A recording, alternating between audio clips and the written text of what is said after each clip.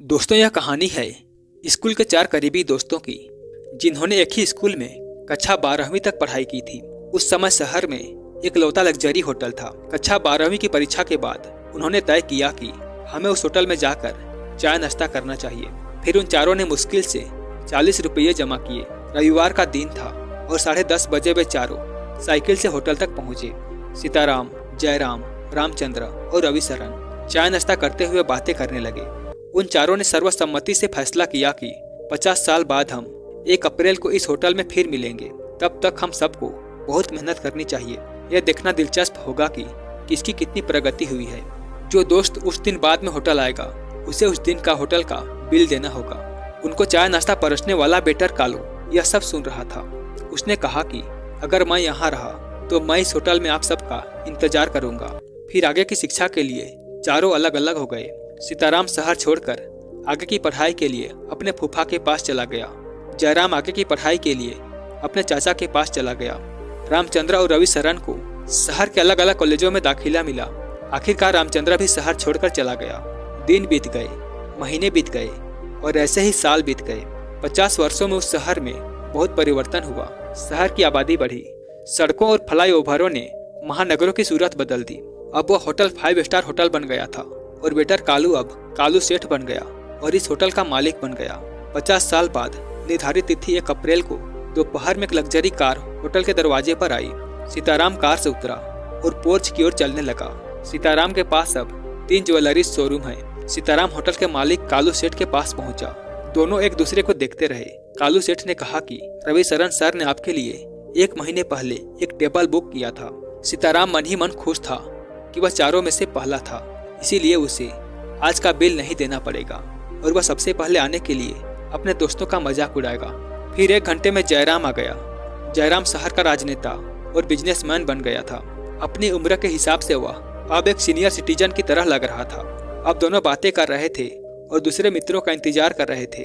फिर तीसरा मित्र रामचंद्र आधे घंटे में आ गया। उससे बात करने पर दोनों को पता चला कि रामचंद्र बिजनेसमैन बन गया है। तीनों मित्रों की आंखें बार बार दरवाजे की तरफ जा रही थी कि रविशरण कब आएगा। इतनी देर में कालू सेठ ने कहा कि रविशरण सर की ओर से एक मैसेज आया है, तुम लोग चाय नाश्ता शुरू करो, मैं आ रहा हूँ। तीनों 50 साल बाद एक दूसरे से मिलकर खुश थे। घंटों तक मजाक चलता रहा, लेकिन रविशरण नहीं आया। कालू सेठ ने कहा कि फिर से रविशरण सर का मैसेज आया है, आप तीनों अपना मनपसंद मेन्यू चुनकर खाना शुरू करें। खाना खाने के बाद भी रविशरण नहीं दिखा।